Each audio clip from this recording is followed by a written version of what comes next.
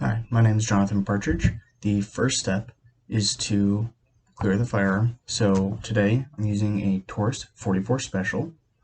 So the first step to clearing this is going to be to push this. This is going to allow us to open up the cylinder. With this, we have removed the feed source. Next, we unlock the action. Now we can see that our cylinder is empty. Here, just so I'm not aiming at myself. You can see the barrel up here is clear and the cylinder is empty. So I do not have any of the snap caps, so I cannot put those in to actually do the dry fire. But I can still do the dry fire. So I can do the dry fire, but I cannot put those in for the actual functional test, so I can still explain. So since we have this safed and opened, and again, nothing in the barrel, nothing in the cylinder. So functional test should be the dry fire.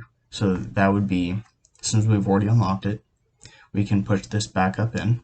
This will be the locking phase. So now it's locked in because you can't move the cylinder. With these notches, that's what it locks. So it locks in the cylinder. So since this is a double action, it's a single or double action. So you can either pull the trigger and it will fire, or you can pull the hammer, and as you can see as I pull the hammer, the trigger is coming back. That will also have it fire. So for the dry fire, I will pull this back, and as I'm pulling it, I can hear. So I heard the click there. I heard another click there, and it finally locked in. So just the clicks there are some of the gears rotating and such. It's everything moving into place. So now that it's locked, I can fire this again. It was already clear, so nothing is going to happen. But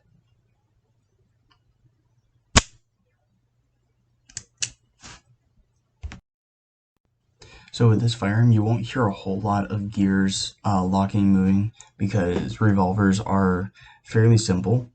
When I initially heard the hammer coming back, there were 2 clicks, 1, 2 there, and it finally clicked in.